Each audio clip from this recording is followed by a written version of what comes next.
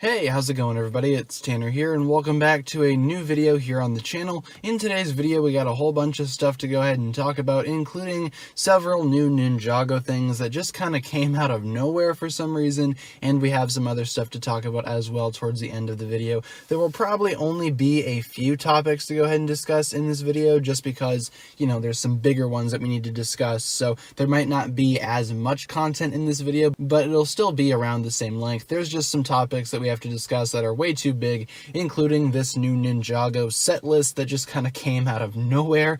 And this is of course for season 13 from what I can tell, or at least the summer wave of Ninjago. Now it looks like there's a lot going on here, and again, we just still do not know anything about season 12. I don't understand why season 12 is just kind of being left in the dark right now. There's not a whole lot of content to go ahead and talk about based off of that. However, there is a lot to talk about with season 13 now that we have a new set list for what's going on in the summer. Now again, I'm not quite sure if this is exactly for the season 13 wave. It very well could be a second season 12 wave, but from what it sounds like, the actual sets are very, I guess, distinct from the season 12 sets, so I'm just going to assume this is for its own thing, and it's going to be for the inevitable season 13 of Ninjago, which is kind of crazy. But let's go ahead and talk about what we actually have here. And all these come courtesy from the Ninjago Discord server. I'm not sure how you would find a link to that, but, you know, you can go ahead and check it out if you would like. Lots of interesting folks on there. Some of them are nice and some of them are not. But let's go ahead and talk about these sets really quick.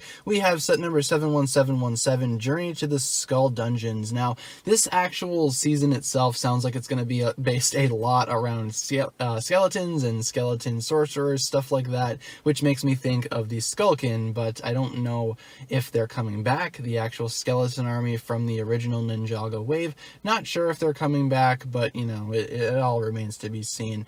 But this sounds like it could be a smaller set, pretty similar to the Lloyd's Journey set from season 11, might just include a few minifigures, nothing more, nothing less. Next up we have set number 71718, Wu's Battle Dragon. Now this sounds like it could be another dragon for Master Wu. Obviously we had one before with the Master Wu dragon, which came out in, I believe, the season 5 possession wave. That sounds about right. So I wonder if we're going to get another sort of dragon looking like that, or if it's going to be a smaller looking dragon. Not exactly sure what to expect from that. Next up we have set number 71719, Zane's Mino creature. Could be mini creature. Sometimes the translations tend to be a little off, but nevertheless, Zane's actually getting some type of beast, maybe. It doesn't really distinctly say a dragon, so I'm not quite sure what kind of creature or beast this could be. Again, not really too sure about that, but it should be interesting. I imagine a smaller kind of $20 to $30 set for this. I don't think it's going to be too insanely big. It might just be something kind of small, but still really interesting to say the least. Next up we have set number 71720, the Firestone Mech. Now this sounds like it could be a combination between Kai and Coal, of course fire and earth, otherwise, you know, known as stone, which pretty much is the same thing as earth unless you're talking about Bionicle, in which case they're two completely different elements. But for the purposes of Ninjago, stone and earth are pretty much the exact same thing. So the Firestone Mech could be a combination of mechs between Kai and Coal, could be a mech that they have to control together, or it just could be one for Kai, an actual mech for Kai, which Kai already had a mech in the season 12 wave already, and he's had several mechs before from Ninjago.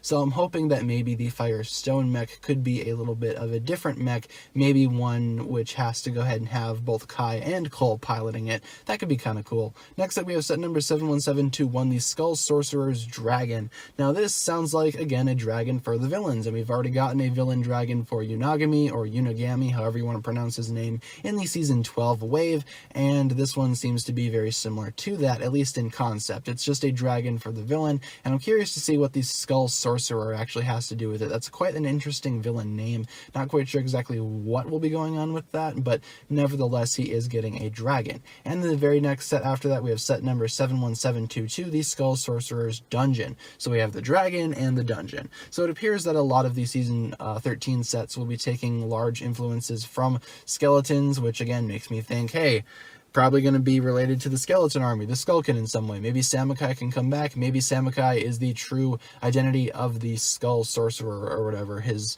actual story is. I mean, a lot of this we really can't make judgments on right away, just because we do just have a set list at this point.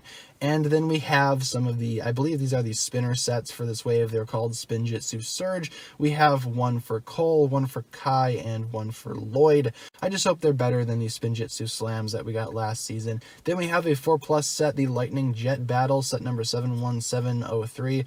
Probably just going to be a basic junior set, nothing too crazy going on there. Then we jump into some Ninjago Legacy stuff. Set number 71704, the Kai Fighter, and set number 71705, the Destiny's Bounty. Now, the Destiny's Bounty sounds like it could be a pretty cool, I guess, interpretation of the original Destiny's Bounty from Ninjago. They could go ahead and actually upgrade the original version and not even mess with the movie version of the bounty, because in my opinion, the movie version of the Destiny's Bounty is the best Destiny's Bounty that exists. I mean, you really can't pass that up. And the Kai Fighter sounds like it'll be a cool legacy set based off of Season 3. We've already seen the Thunder Raider get a remake in Ninjago Legacy, so the Kai Fighter will probably get one as well. And then we have some other, I guess, miscellaneous stuff going on here that are, I guess, alternative names towards what we actually have in the sets, and we do have some prices as well. So Journey to the Skull Dungeons, it just says Lloyd, so not quite sure about that. Dragon with Woo, Rhinoceros, White Dragon. So it appears that a lot of this is simply just, you know, just other names, or I guess alternative ways to look at some of the sets that we just talked about. They're not new sets, they're just kind of, I guess, more descriptive as to what we're actually going to be getting in the set list that we just showed you. And it also says game experience inside. Again, not quite sure how accurate this is, because, you know, leaks are not accurate in the slightest. A lot of leakers just don't get things right. Been proven several times before, and this seems to be no different here. Game experience inside could very well mean that Ninjago is going to be getting a mobile game, and if it's something completely unrelated, I would not be surprised. But that'll pretty much do it for the Ninjago news that we have to talk about in this video. Not too much to go ahead and distinctly point out, but there is definitely a lot to go ahead and speculate about, which again is going to be really, really fun, and I'll be sure to do that in the upcoming, I guess, Ninjago videos that I do related to other stuff. You'll see what I'm talking about here on the channel, and we still do not have Season 12 stuff, so not quite sure what's going on with that. But let's go ahead and jump right into the next story that we have to talk about, which I think is really insanely cool. In case you guys don't know a little bit about me, I have been a big Transformers fan for the entirety of my life, pretty much. I was a fan when the first movie came out, and I've been a fan ever since. So yeah, basically the majority of my life. And we actually did get some news towards a few new Transformers movies that are coming out, which in my opinion, the Transformers movies have not been very good. As much as the actual original movies kind of got me into the series, as I grow up and as I look back at them, they're not that great. I still think the first one is pretty good. Of course, the 1986 Transformers movie is still the best one that exists as of yet, but the original Michael Bay Transformers isn't too bad. Transformers 2 I hate. Transformers 3 isn't too bad. Then the 4th and 5th one are kind of stupid and I don't like them. But Bumblebee came out and Bumblebee was amazing. I love the Bumblebee movie, and we are getting a Bumblebee sequel. Apparently there are 2 new scripts being in development right now based on Transformers, and this was reported by Deadline yesterday.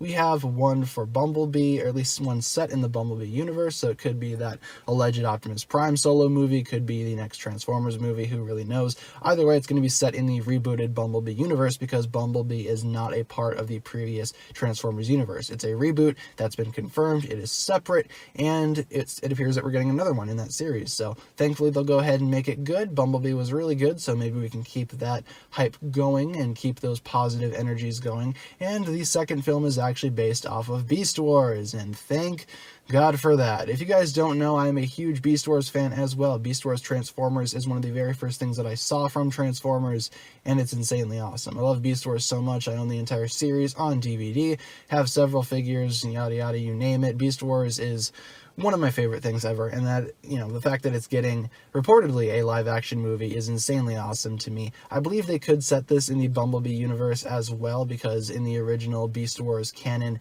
that was actually a sequel series to the original Transformers, and they just kind of were all descendants of the original Transformers, so they very well could bring it back here and tie those films together to create their cinematic universe, and I, for one, think that's a really good idea. Bumblebee and Beast Wars together, those types of universes, could make for a very, very good Transformers movie. And again, the box office hasn't been too impressive, especially for Bumblebee, but the actual critical reception and, the fan reception towards Bumblebee was really, really good, at least for the most part. I really enjoyed Bumblebee. I didn't really have many complaints. My only complaint about the movie is that it couldn't really tell if it wanted to be a reboot or a sequel to the actual Transformers movies that we've gotten before, or at least a prequel to them. It didn't really have a clear identity. But now that we know it is a reboot, they can go ahead and do whatever they want, and they can go ahead and bring Beast Wars into that too, and that's just going to be awesome. I, for one, am really looking forward to this, but let me know down below in the comments what you think about this. You can go ahead and talk about the Ninjago sets as well. I don't have a problem with that. Let me know which Ninjago set you're most excited for from Season 13, and are you excited for these new Transformers movies?